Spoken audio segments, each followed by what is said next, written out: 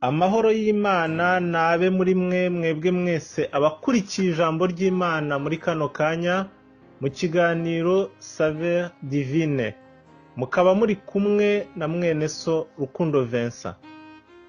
Umutwe w'amagambo turi kuganiraho muri kino cyumweru witwa kuvuka ubwa kabiri. Dusome ijambo ry'Imana mu butumwa bwiza uko bwanditswe na Yohana, ni igice cya mbere, turahera ku murongo wa 10 tugere ku wa 13.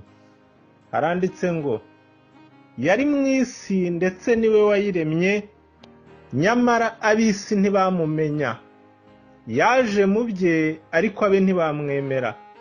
Icyakora abamwemeye bose bakizera izina rye, yabahaye ubushobozi bwo kuba abana b'Imana. Abo ntibabyawe n'amaraso cyangwa n'ubushake bw'umubiri cyangwa n'ubushake bw'umugabo, ahubwo babyawe n'Imana. Imana ishimwe cyane. Uyu uvugwa hano ngo yari mu isi ndetse niwe wayiremye,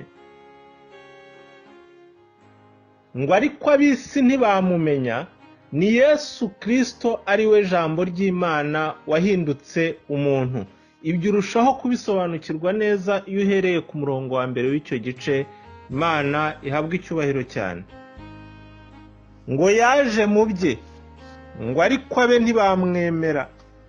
Ijambo ry'Imana ritubwira neza ko isi n'ibiyuzuye byose ari iby'Uwiteka. Niyo yaremye isi irema n'ijuru.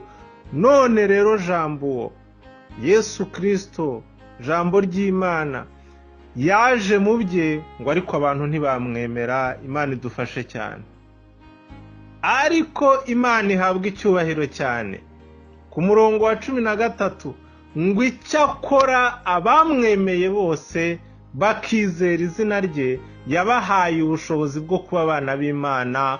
Haleluya, haleluya, haleluya. Abemeye Yesu Kristo bose bakizera ko ari umwana w'Imana isumba byose, umuremyi w'isi n'ijuru, bakamwakira mu bugingo bwabo, bakemera ko ababera umwami n'umukiza w'ubugingo bwabo. Baba ari abakomeye muri iyi si, baba ari aboroheje muri iyi si, baba bari mu Burayi, Amerika, Aziya, Oceania, Afrika, mbega aho baba bari hose ku isi, icyo baba bakora cyose mu buzima busanzwe, imiryango baba bakomokamo iyo ari yo yose, Imana ishimwe cyane, ngo yabahaye, Imana ishimwe, ubushobozi bwo kuba abana b'Imana. Kuba abana b'Imana. Abari mu isi bose ni abantu b'Imana, ariko ubu bushobozi bwo kuba abana b'Imana tubuheshwa gusa no kwemera Yesu Kristo ari we jambo ry'Imana, tukizera izina rye. Imana ishimwe cyane. Umurongo wa 13 handitswe ngo, abo ntibabyawe n'amaraso cyangwa n'ubushake bw'umubiri cyangwa n'ubushake bw'umugabo, bivuga ubushake bw'umuntu, ngo ahubwo babyawe n'Imana. Icyubahiro kibi cy'Uwiteka ibihe byose. Buri muntu wese muri iyi si aba afite ababyeyi yakomotseho, bamubyaye ubwa mbere avuka, ariko ijambo ry'Imana ritweretse ko twongera kuvuka ubwa kabiri mu buryo bw'umwuka iyo twemeye Kristo Yesu tukizera izina rye. Imana ishimwe cyane. Mu rwandiko rwa kabiri rw'Abikorinto, ni igice cyaho cya 5 umurongo wa 17, haratubwira ngo umuntu wese iyo ari muri Kristo aba ari icyaremwe gishya. Ibya kera biba bishize, dore byose biba bihindutse bishya. Imana ishimwe cyane. Ibya kera biba bishize, byose biba bihindutse bishya. Ubusambanyi no gukora ibiteye isoni biba bishize iyo twinjiye muri Kristo. gusenga ibishushanyo, kuroga no kwangana biba bishize.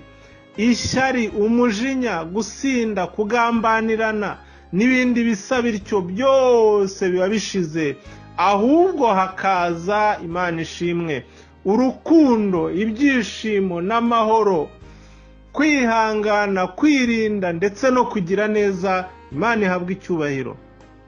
Mbese wowe unyumva muri kano kanya, wavutse ubwa kabiri?